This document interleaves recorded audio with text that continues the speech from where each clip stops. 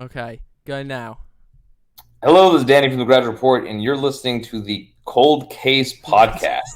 No, Court case. Court case. Sorry. One more time. All right.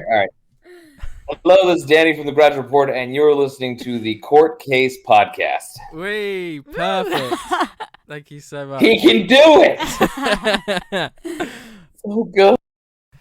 And bonjour. Very good at intros. Right. Bonjour and welcome to the Court Case Podcast. You're joined with me, Sweet Tea. Oh, no. Bonjour and welcome to the Court Case Podcast. You're joined with me, Sweet Tea. And me, James Court. We've got an amazing show lined up for you today. We've got a special guest on the podcast today, the YouTuber Danny Grozdich, who hosts the Gradual Report, a YouTube channel with hundreds of thousands of subscribers. 373k to be precise. Perfect. And has had millions of views on his videos. We are going to have a great chat with him about life, YouTube, what he's up to. All of that is coming right after this. Okay, so welcome, Danny, to the Court Case Podcast. How are you today?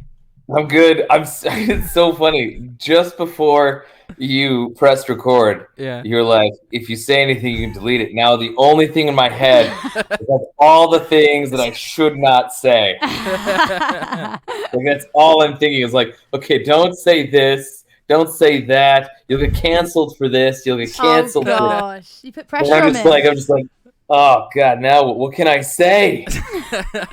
You'll be fine, I'm sure. No worries. Well, the reason that I wanted to get you on the show is because you are one of the OG YouTubers. You started in 2007 and YouTube started in 2005 or 6. Yeah, 6, yeah. Yeah, and you've been constantly making videos since then.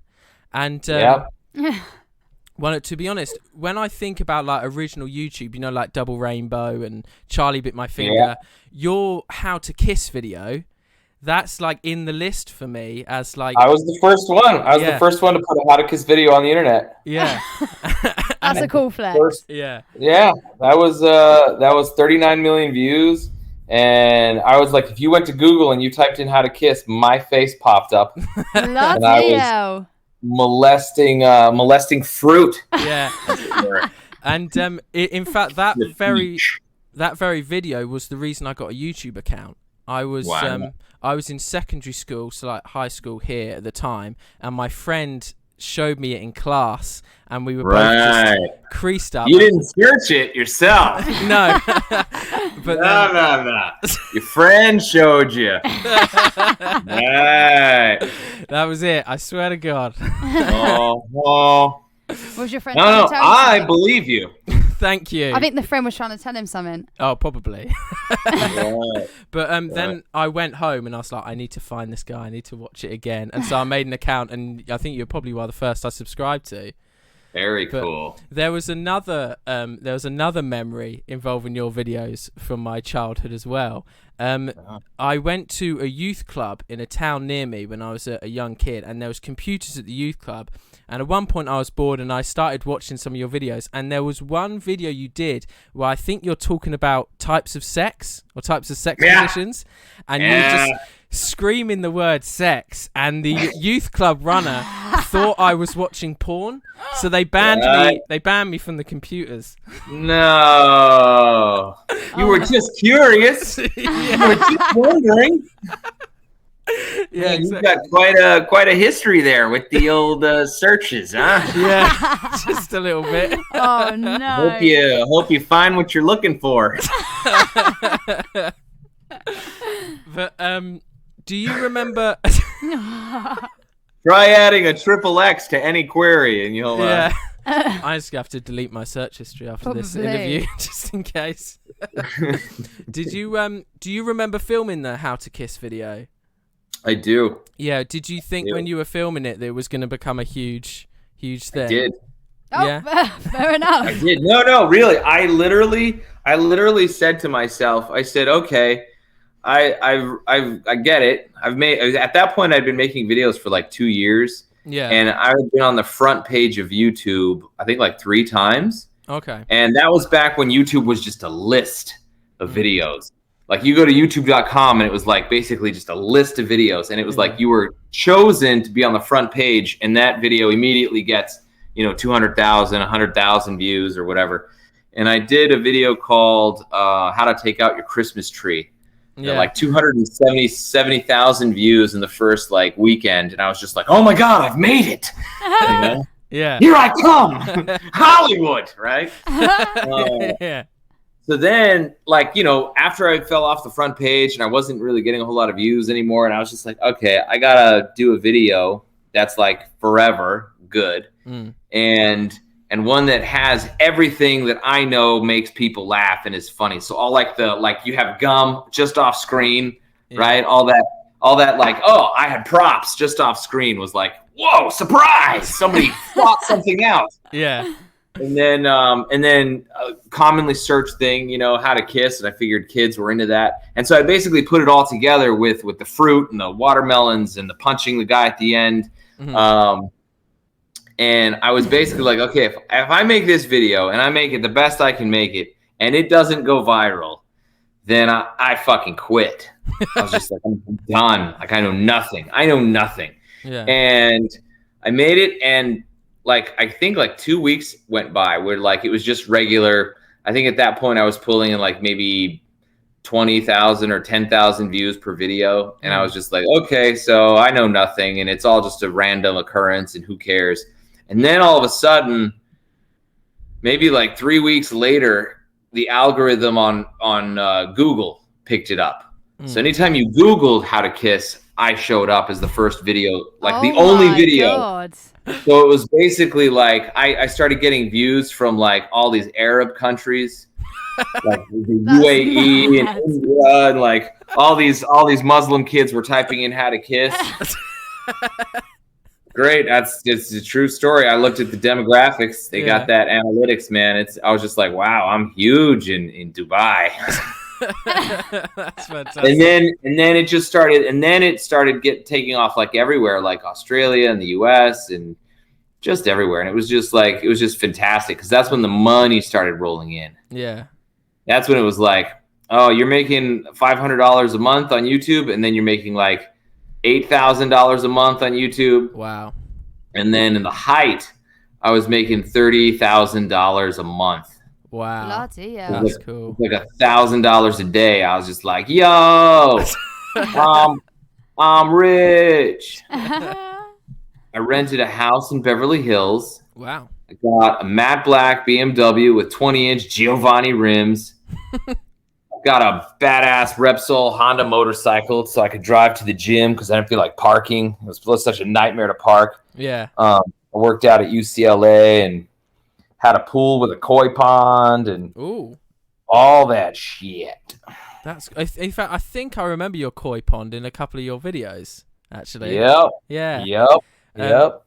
It was you had a second channel where you did a joke a day or something. Yep. Yeah. I remember that.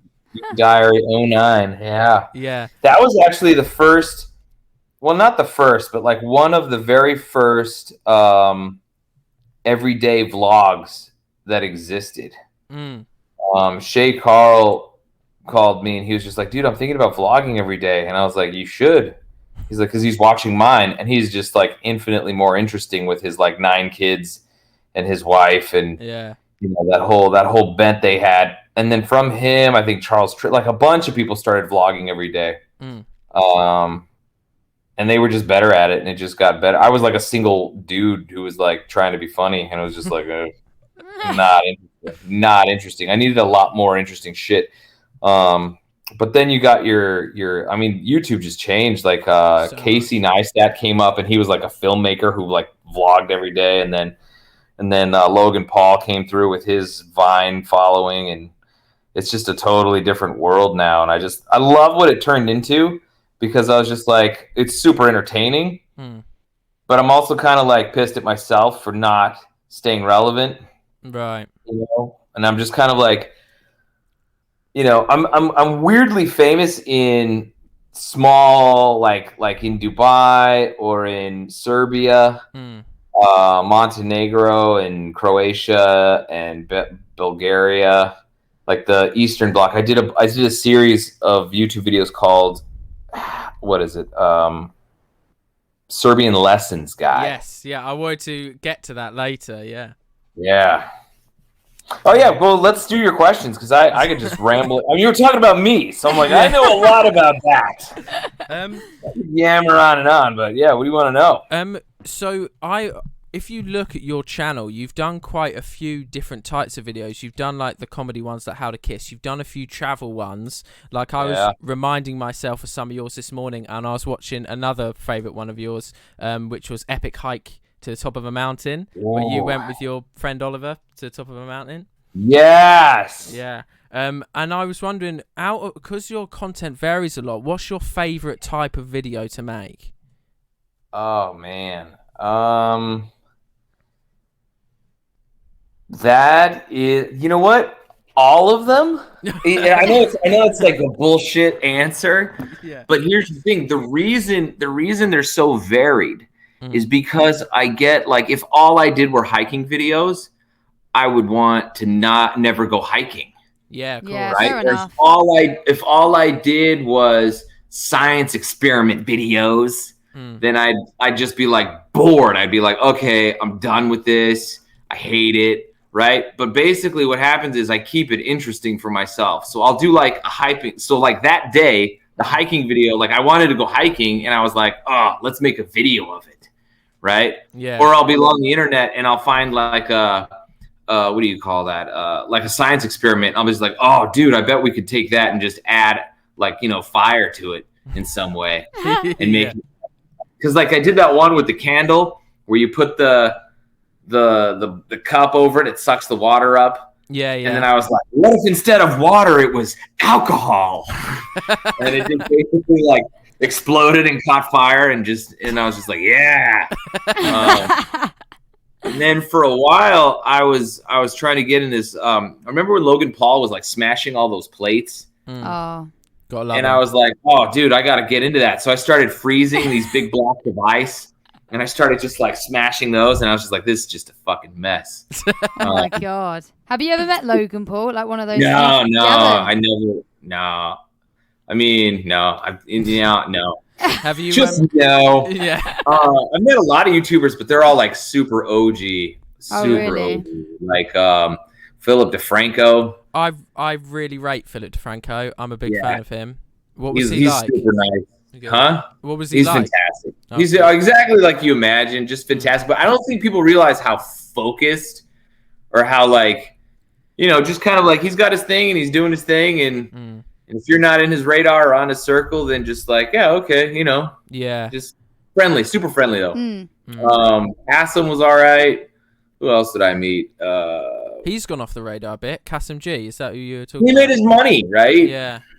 So he doesn't give a fuck. No. He was part of that maker group, and they all got like millions of dollars when they sold to Disney. And I imagine he just got a bunch of money and was just like, fuck it, I could give a fuck about it. And so the motivation isn't there. I mean, that's what I'm guessing. I don't know. Yeah. You know what I mean? Yeah. Like, he's not like I talked to him yesterday or anything.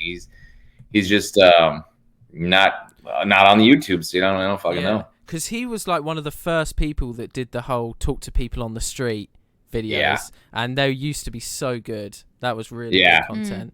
But and obviously Shay Carl was one you mentioned already. No, Shay and I were good friends for a bit. They all moved to Venice, and I was out there in Malibu, and then I lived in Venice for a while, and we all hung out a few times. And then I'm just not. I wish I was more. I guess a team player. Yeah. Because they basically were like, oh, we're doing this thing called The Station. Right. And I was kind of like, yeah, that's going to suck. And then they were like, oh, it's turning into Maker Studios. And I was like, how's that work? Who's getting the money? And they're like, no, we're all just sharing it. It's all going back into the company. And I was like, yeah, that's bullshit. That's never going to work. Yeah. And then they ended up selling it to Disney for $860 million. Jesus. But in fairness, it didn't work. Like Disney just basically did nothing with it. Like it ended. So the premise, like I wasn't wrong, but I wasn't right in the sense that everybody got millions of dollars for being a part of it. And I feel like if I had played my cards right, if I had been a better team player, I probably could have like weaseled a piece of that pie or something. But I don't know. I just wasn't that savvy. Yeah, I get you. Have you been like keeping up? Because there's some of these YouTube teams that are sort of like getting in hot water and things at the moment. Like, what's his name? H3 did a thing on him, the really popular one. What, Jake Paul? No, not Jake Paul. The vlogging one, the 420 vlogs. What's his name? Oh, who are you on about? David Dobrik. Oh, yeah. David Dobrik, of course. Oh, yeah, David, yeah. Yeah. You haven't been had any contact with those sort of groups? Because they're in like crap at the moment. Those dudes came in from Vine, Yeah, like well after me. And so they had their clique and their group. And it's very not difficult to get into touch with them, but you meet them.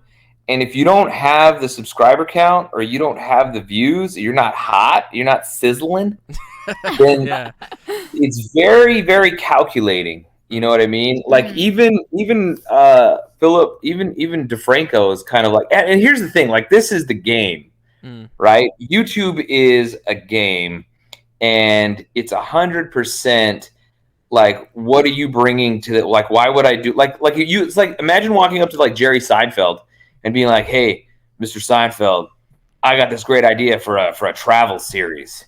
You know, it's me and you, and we're just going around just bullshitting, you know? Yeah. He's just like, yeah, why would I do that with you? Yeah, I get you. You know, it's like, it's going to be great because I'm a part of it, or, you know, Seinfeld's a part of it, right? But you don't bring anything to the table. So the thing about the Vine kids is they came up kind of bouncing off each other. And so they were always like kind of creating that energy and that insanity, right? I mean, if you think about how Logan Paul came up, right, on Vine, it's a 8-second format.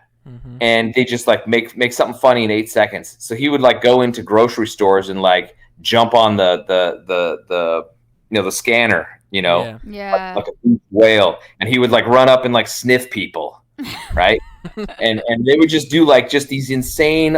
There were basically coal miners, right? Yeah. Who would go out into the real world, get their little piece of coal, and then bring it back to the internet world. Yeah. But the weirder and crazier they are in the real world, the bigger they are in the internet world. I get you.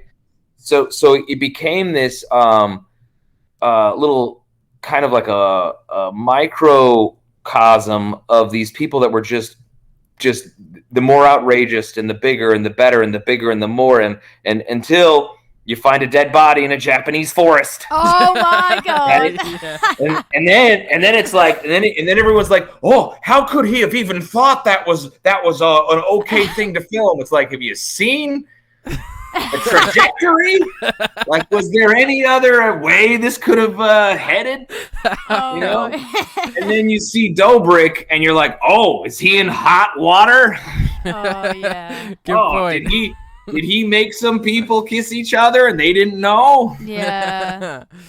Oh, I'm shocked. I can't believe no one pulled back. Here we're giving them millions of dollars to keep pushing it further and further, and it's like, you know, it's like Steve-O and Jackass. You know, it's like, so he he put a fish hook through his cheek and jumped in with some sharks. Like, of course he did. Yeah. Steve-O, the show's called Jackass. Then you think it's gonna happen? Then he got arrested at SeaWorld, didn't he? Of course he did. Of course he did. So, like, what type of videos would you watch nowadays? Oh man, I love Dobrik. That dude's awesome. I love all of them, dude. Here's the thing though, you can't not watch it. It's like, no, fantastic. I know what you mean. It's fantastic, good fun. But I also tend to do a lot of how to, you know, like I'm like, you know, like I bought a truck. I bought a Ford F-150 because I'm a handyman now. I fix people's stuff here in the desert. Go on. And yeah, that's where my life is.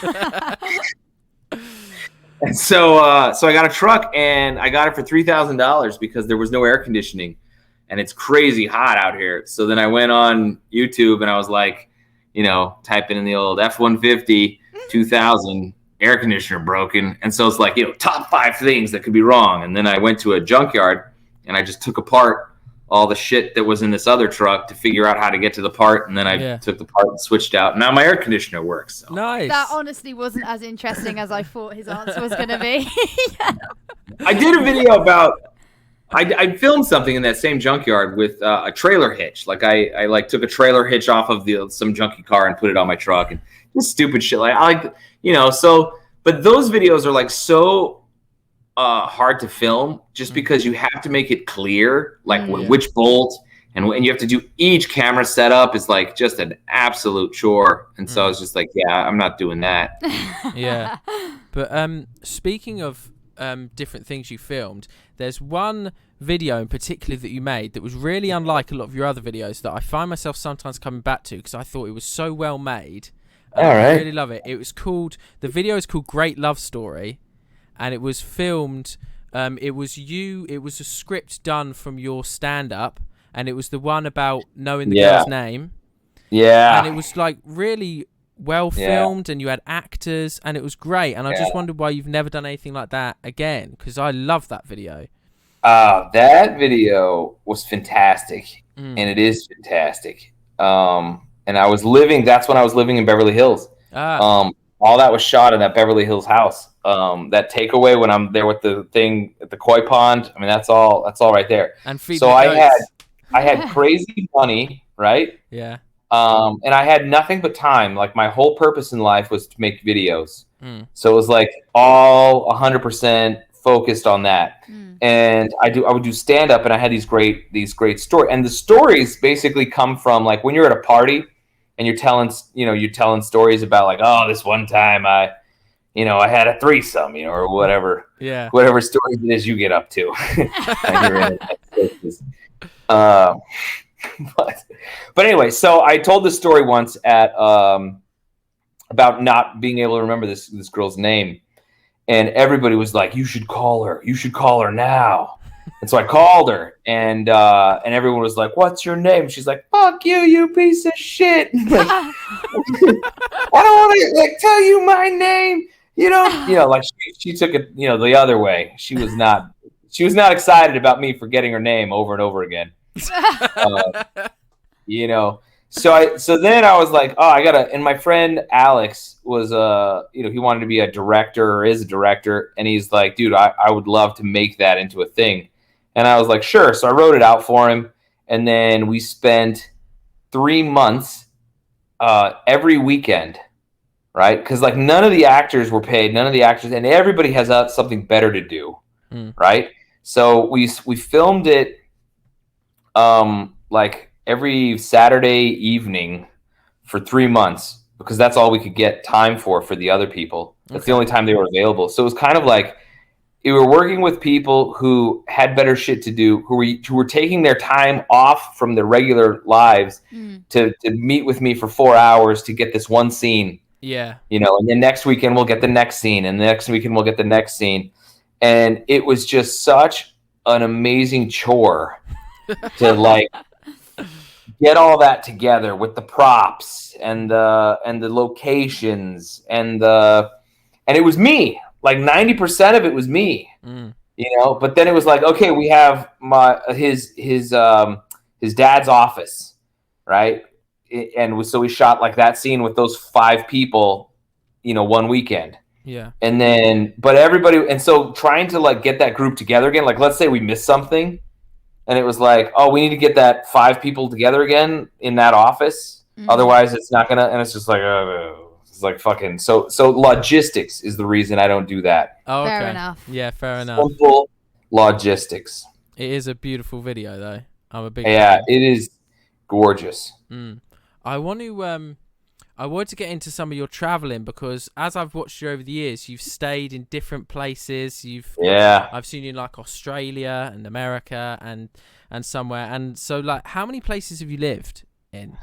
Oh, I was born in LA, Glendale, right? And then I lived in LA until I was maybe 3 or 4 or 5, 6, I want to say. Yeah. And then I went to Palm Springs until maybe 10, then back to LA, and then back to... I was always the new kid. By the time I was in 12th grade, I had been to 14 different schools. Wow. Oh my gosh. That's cool.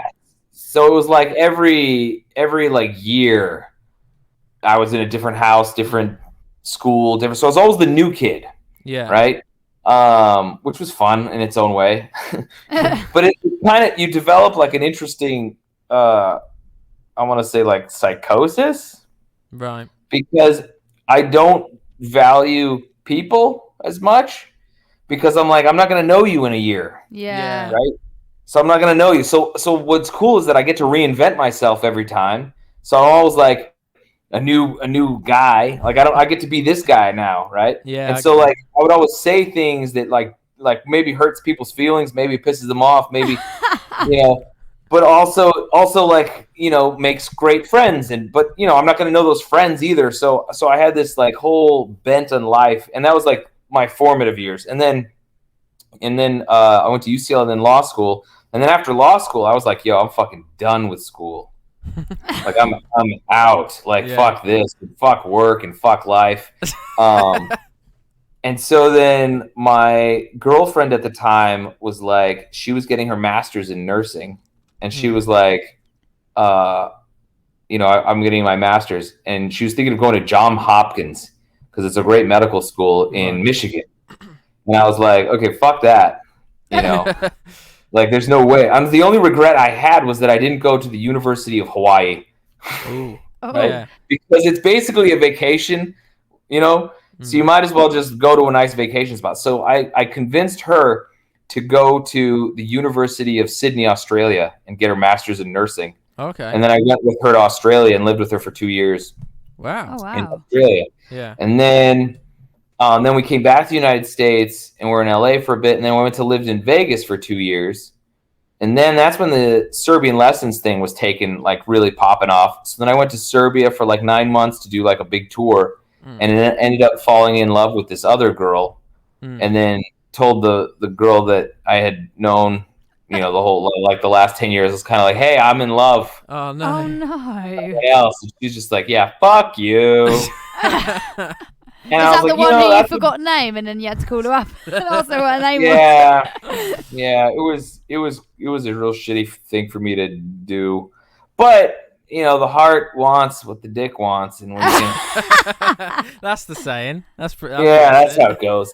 So then I was in Serbia, and then that girl wanted to be a flight attendant, and she got a job as a flight attendant in Dubai, Emirates. Bloody hell. So then I lived in Dubai for 2 years with her. Wow. And flew everywhere for like free. So that, like, a lot of that travel stuff, like I could fly to Japan and back for like $80. That's Jeez. so good. Round trip. Oh my God. Fucking hell. So, and because I was there on a U.S. visa, every 30 days my U.S. visa would expire, and I would have to leave the country and come back in. So I had like I must go somewhere. Right. I see. Plus she's a flight attendant, so the flights were like coming out of her whole thing. So it was literally like, Cambodia, let's do it. Let's go to Russia. Let's go to, just everywhere. So that was a lot of it. That was a lot of it. So cool. Yeah.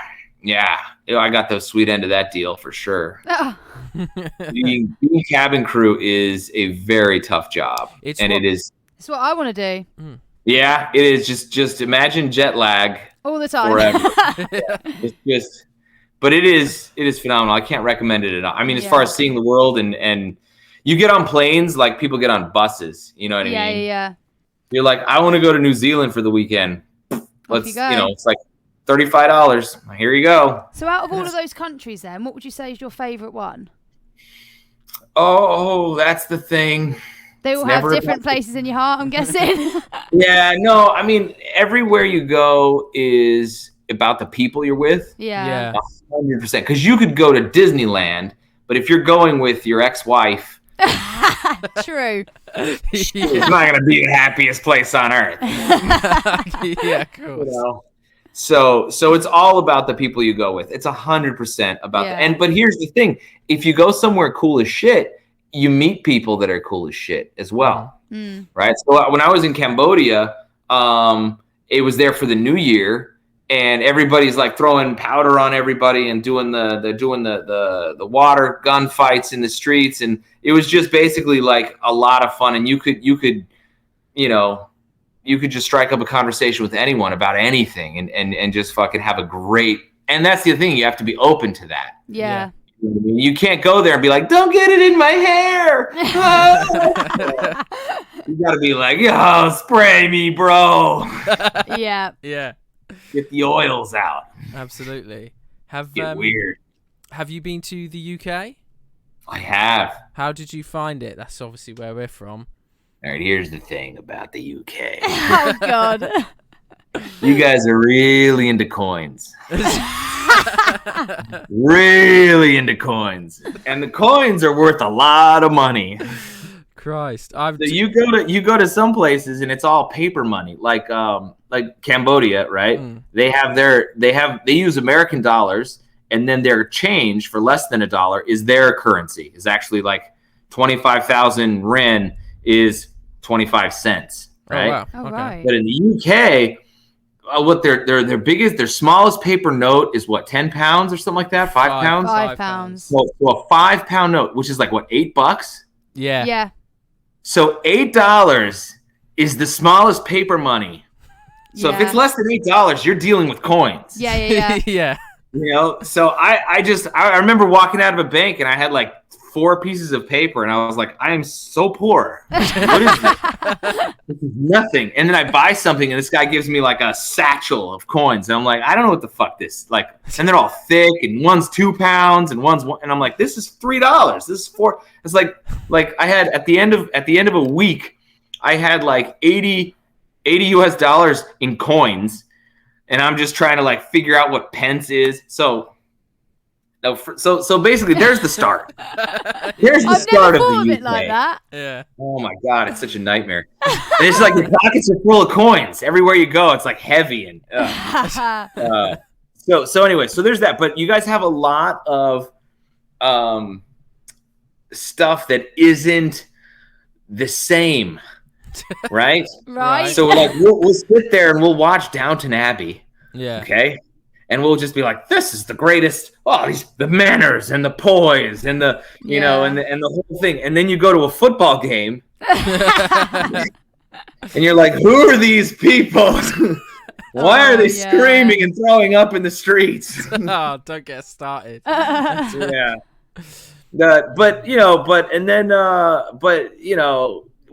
Yeah, so there's that, and then you see I did the tourist thing. I saw Big Ben. I got on the eye. I saw all the shops and all the the Piccadilly and the circus and the time, the trains. They all come on time, and I spent quite a bit of time there because my first wife was born there. Yeah, and so we went there for Christmas a bunch to see her family, and they had like great houses, and her grandparents were out there. So I've seen quite a bit of the country, the countryside as well, and the M1 and the traffic and the and the rain. Oh, you can't forget the rain. Oh, yeah, Jesus Christ, that's beautiful. The weather's just fucking beautiful, but the buses and but then but it's very like. If you don't have a reason to be there, and you're not making money while you're there, you're just going broke. Yeah. Yeah. You're just like, right. You're like, how much for a hot dog? And they're like 4 pounds. And you're like, okay, so $9 for a hot dog? Like, yeah. The fuck? It's only 4 of your thingies, but it's like 9 of mine. Yeah. So I get you. Yeah. Can't do that. You've made me kind of want to leave the UK. But it's a lot of fun, and Ed Sheeran's great. Yeah, he's not too bad, to be fair. Yeah, So he's just not on every street corner like you expect him to be. No, he's not. He is that kind of guy that looks like he could just be hanging out on anywhere. Yeah, and you mistake people for him all the time. I mean, when I'm there, I do. I'm like, it's Ed. They're like, nah, mate, nah. Are you one of those Americans that's obsessed with the royal family? No. Because you get a lot of those. Yeah. No. Because I've been to America a couple of times, and as soon as they hear that I'm British, they go, "Oh, how's Prince Harry? How's Prince they think William?" them personally. It's so weird. No. The royal. I couldn't name their kids. Like I don't know who can. Like I couldn't. Yeah, I'm just not. Yeah, but I mean, they're celebrities and they're rich, I guess. Yeah. But I That's don't. Other than that, I don't know. Princess Diana was the last one I really kept up with. Fair enough. Because she seemed to be kind of in the same Hollywood circle as that I keep up with, you know, just like, you know, your DiCaprios and I don't know why this shit pops up in my news feed, but I must have searched something at some point, and so they're like, hey, you got to keep up. But I've never searched for the Queen or her offspring. Yeah. But I kind of like that she's still going. Oh yeah, that's a cool thing. You know, what is she, like 1,000 years old now? Something like that. Yeah, almost 100, I think. And she found the country or something. Yeah.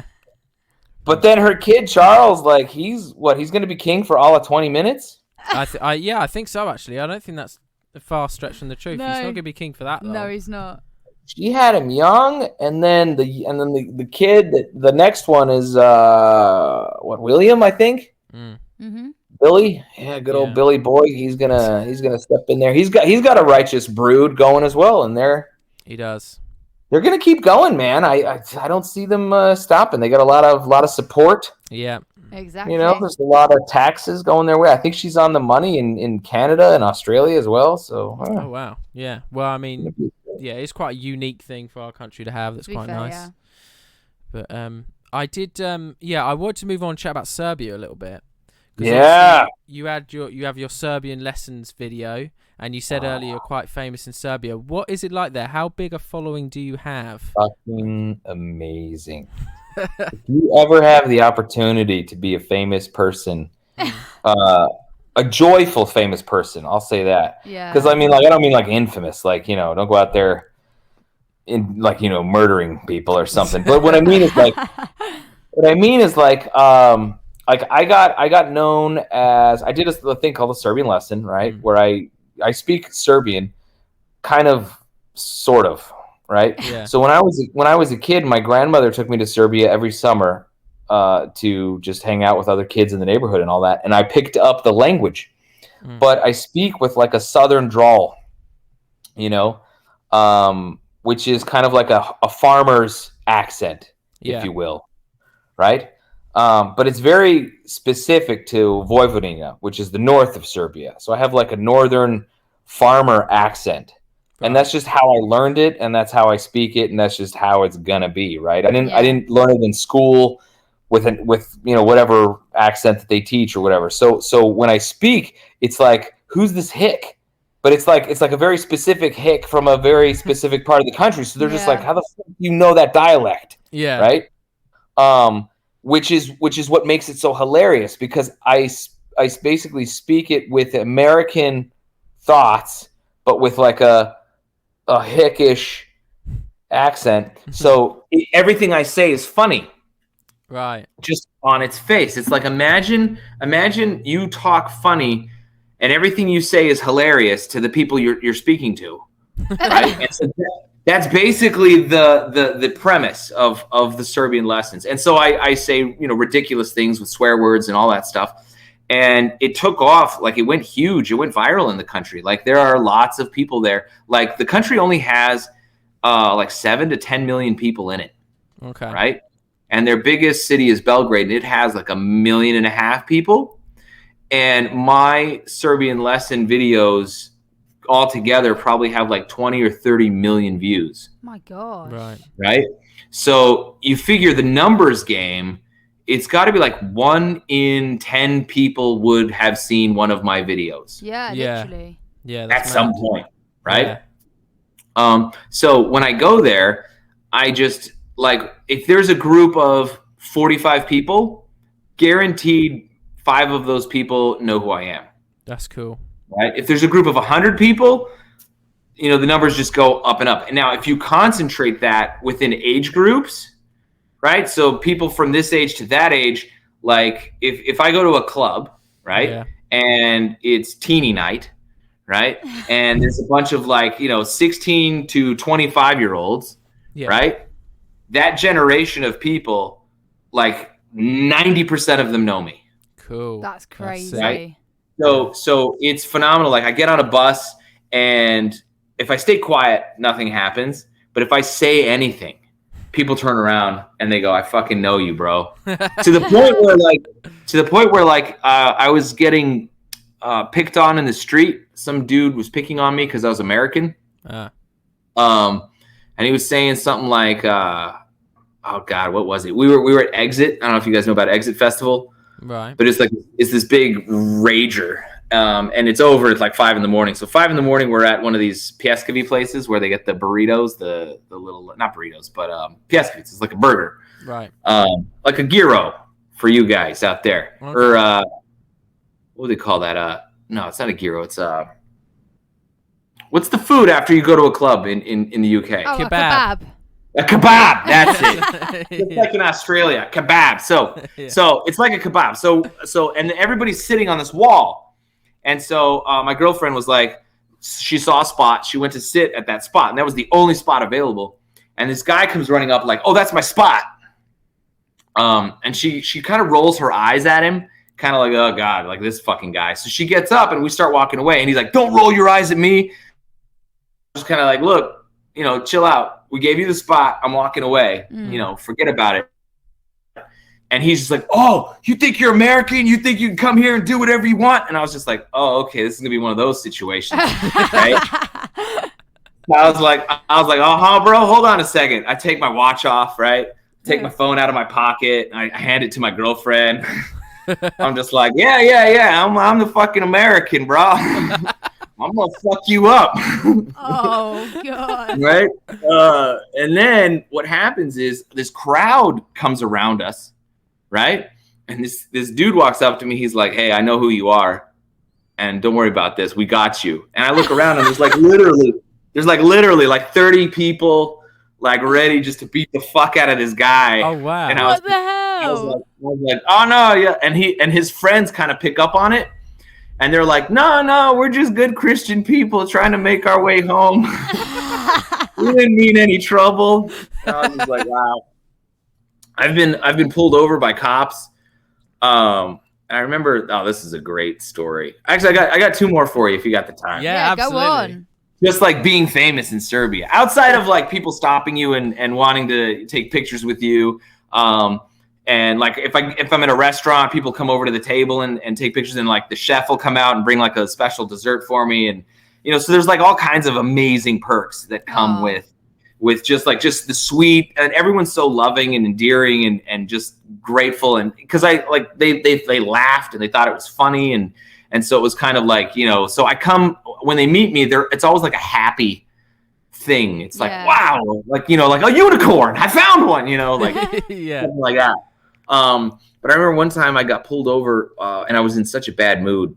I was like, I don't know, I want to say mentally weird, but I was definitely not in a good place mentally. And I was like, you know, I don't want to say depressed, you know, but I was definitely like, what else could go wrong today? Right. And I should have just stayed home and fucked this world and the whole thing. Right. Yeah. So I'm in that mood and I'm driving. This cop pulls me over, and as soon as you get pulled over in any country, Cambodia, it doesn't matter what country you're in, the cops are just kind of like, "Oh, tourist, you know, an American passport. Oh, let's get some money. Let's get some money out of this guy." And so he wasn't doing that, but he was kind of like, "Oh, you know, like what's going on?" And I'm like, "I don't know, man. You pulled me over, right?" And he's like, "Well, open your trunk." Now in Serbia, in the cars, you have to have a first aid kit. And the first aid kit has to be current, meaning every first aid kit has a stamp on it that has a date of when it expires for the bandages and stuff. Got it. And so I had a first aid kit in the trunk, which is what you have to have. And mine was expired by like 3 months. Right. right? So he's just like, "Well, I don't know what we're gonna do. You've got an expired first aid kit," and I'm like, "Who gives a shit? Like, come on. What do you mean? What are you gonna do? Just let me go. I'll get a new one. Don't worry about it." And he's like, "Well, no, I can't do that. I got to write you a ticket." And I'm like, "All right, well, write your ticket. I don't give a fuck." And he goes, "Well, maybe, there's a way we can work this out." And I was like, nah, I'm the ticket guy. That's me. Yeah. I got a passport. You write your ticket all day long. I give a fuck. I'll wipe my ass with your ticket. Like, what's gonna happen next, right? And he looks at me. He's like, well, you can't. He's like, you can't talk to a cop like that. And I'm like, why not? Like, why can't I? What? What are you gonna do? What are you gonna do? What are you gonna do to me? And he's like, well, we could arrest you. And I was like, I'd love to see you try. Jesus. I was like, I would fucking love to see you try. I go, dude, if you, he's like, and then I'm starting to get a little aggravated. And he goes, have a seat. And I go, hey, fuck you. I'm not going to sit down. I was like, how about this? How about I take your baton and I fucking crack you over the skull with it? How about that? I was like, I'll get arrested today, but I'll give you a reason to do it. And he just kind of takes a step back and he looks at me and he's just like, the fuck's going on, right? Like he's looking at his friend, and his friend's sitting there looking at me, and I'm just like, oh, I'd love to see you try it, dude.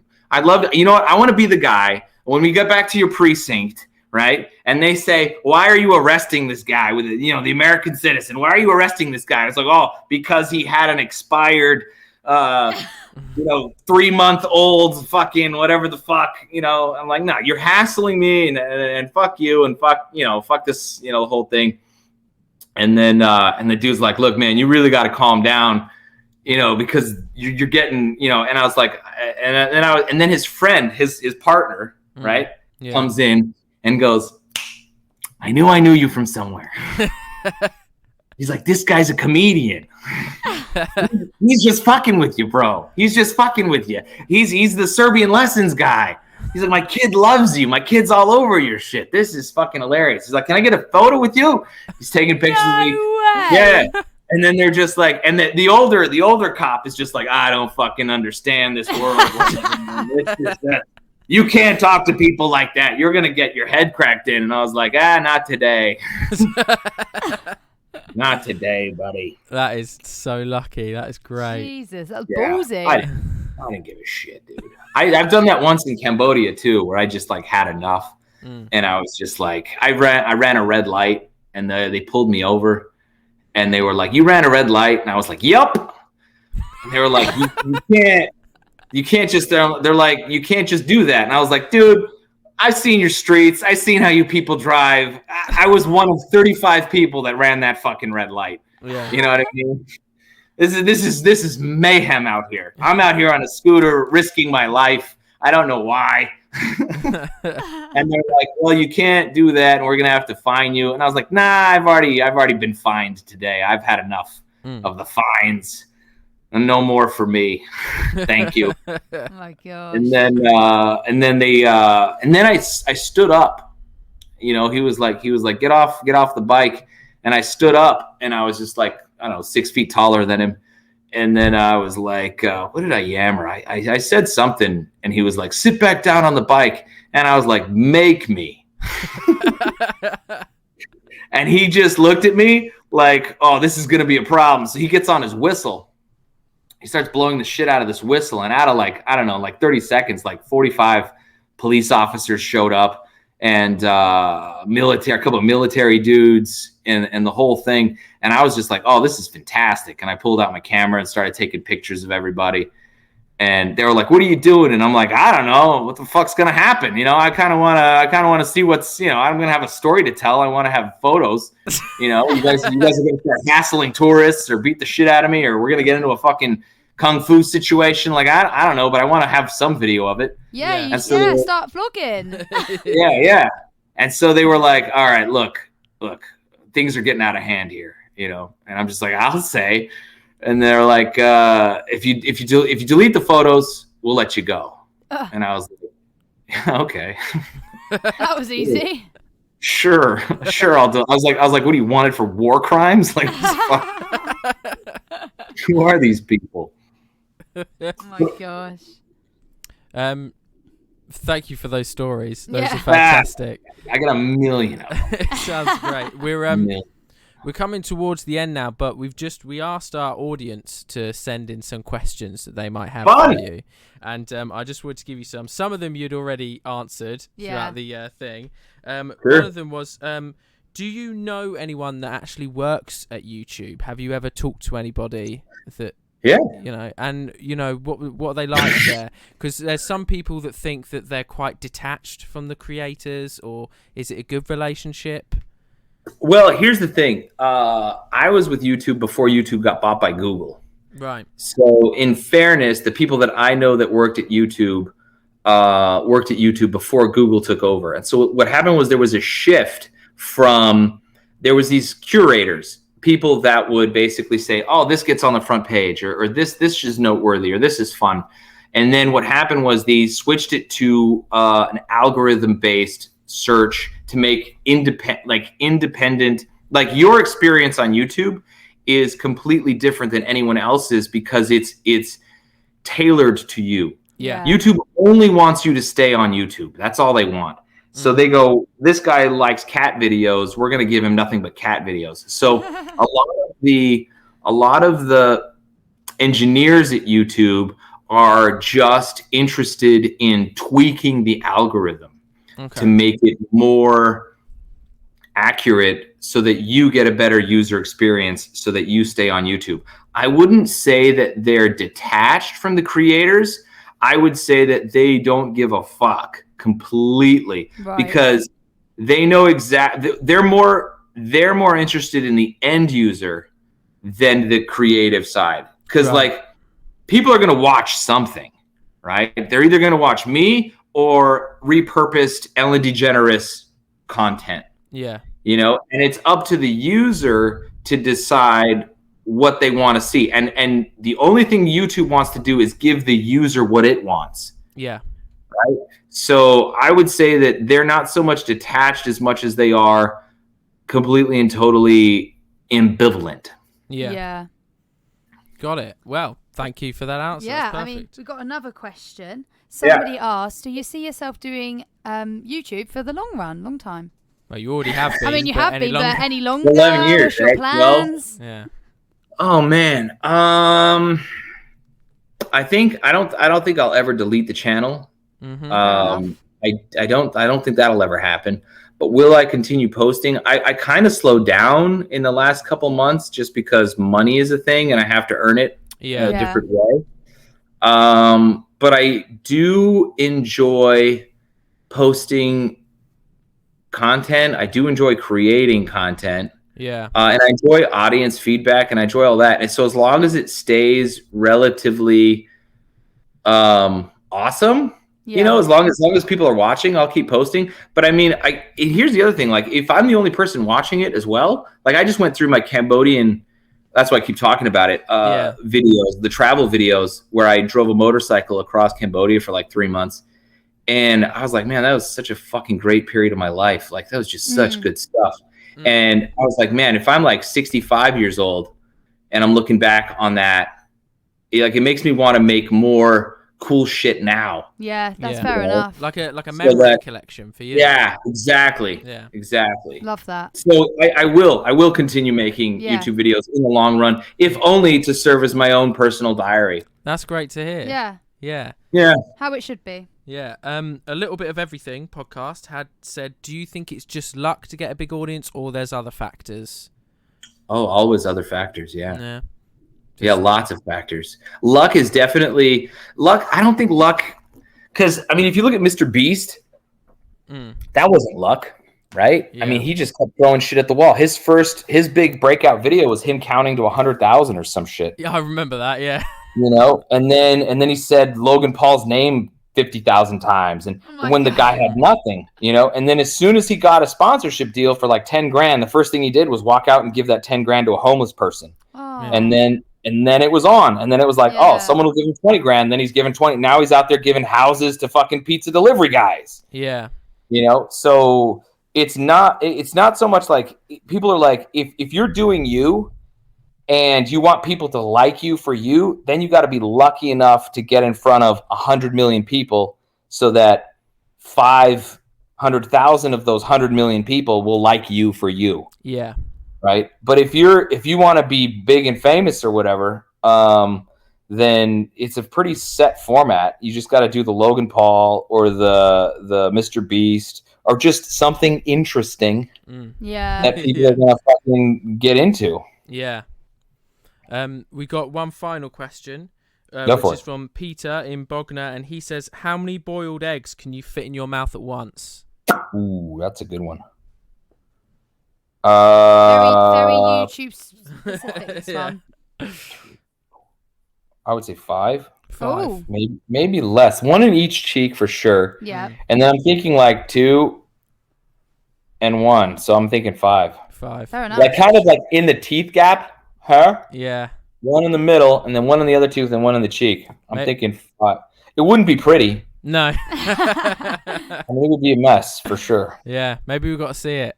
Yeah. But No, I think That'll be your next video. I would choke. Wouldn't I choke? I can't do that alone. No, you need someone on standby. Yeah. Yeah, because I mean, an egg is like the perfect size to just get permanently lodged. It's not like That's very true. I mean, if it just got a third of the way down there, and you're in a panic situation, I wouldn't. Nah, you're fucked. Yeah, well, you start chewing, and then no. Yeah. Yeah. That's how Danny dies. No. Like he was great until he tried to put 6 eggs in his mouth, and I'm like, why would he ever do that? Death by eggs. Yeah. But we're coming to the end now. Yeah. We just after the podcast, we just want to get a quick photo with you for our socials. But Fun. Obviously, for all of our audience, you're the Gradual Report on YouTube, and you have got a Patreon as well, haven't you? Oh yeah. Yes. Are you still sending postcards on that? Ooh, here's the thing. I yes, right? He wants his. But I haven't done it in a month and a half or 2 months now, and I'm just kind of like I don't know. Like I gotta figure out what to say. Like right. So you got to figure out like it's not just writing a postcard. It's like you got to do something interesting and then have something to say about it. Yeah. And I'm at the point where all I'm doing is making money. Oh, do you guys want to see a big pile of money? Go on. Yeah, why not? Yeah, hold on. Check this out. Let's screenshot this and post this. Yeah. This will be funny. Okay. I recently sold my my VW bus. Oh, okay. For like $8,000 or something like that. And then sometimes when I do jobs for people, I'll get paid in cash. Right? So here is, let me see what this looks like. Let's see. This right here is a stack of 20s. Very nice. Oh my gosh. That's basically $1,000 in 20s. Ooh, beaut. And then this is a stack of hundreds. Wow. And this is basically $10,000 in $100 bills. That's a lot better Whoa. than. It's a lot better than pennies. Yeah. There's your 20s. And there's your hundreds, buddy. There's your hundreds. Oh, damn. Wow. Yeah. So I get paid in, and you can tell they're hundreds because they all have that blue line. They're thick. Oh yeah. Yeah, dude. See that blue line and now. Very nice. Wow. Anyway, yeah. So I got like I don't know, almost like 12 grand here. Yeah. And the goal is to spend it all next year traveling to like badass places around the world. That'd be beaut. I'm gonna go to Rio de Janeiro for Carnival and try to get out to Ibiza for their Ibiza thing, which is like coming up pretty soon. It's like next month. I might not make Ibiza, but this COVID thing is like got everybody like you go outside and you can smell people's pheromones. You know what I mean? Yeah. They're like they got that musk. Like yo, I gotta get out. You're like yeah baby. Yeah, no, I completely get what you mean. But there's no better way to spend the money, to be honest, than traveling. Yeah, I don't fucking. What's that? How's that saying go? A guy was like, he had $1 million and he spent $500,000 on coke and whores, and the other 500,000 he wasted. Exactly right. Not a waste, brah. Exactly. And a perfect place to end the show, I think. Exactly. But thank you so much for coming on, Danny. I'm such Yeah. a huge fan of yours. It's blown my mind. Pleasure to meet you. Yeah. And Fun, yeah, rock and roll. Everyone's gonna love it. So thank you so much. Thank you guys. Gradual Report on YouTube. Over and out. Awesome. Perfect. Well, I'll stop recording. Then we just want to get a quick picture.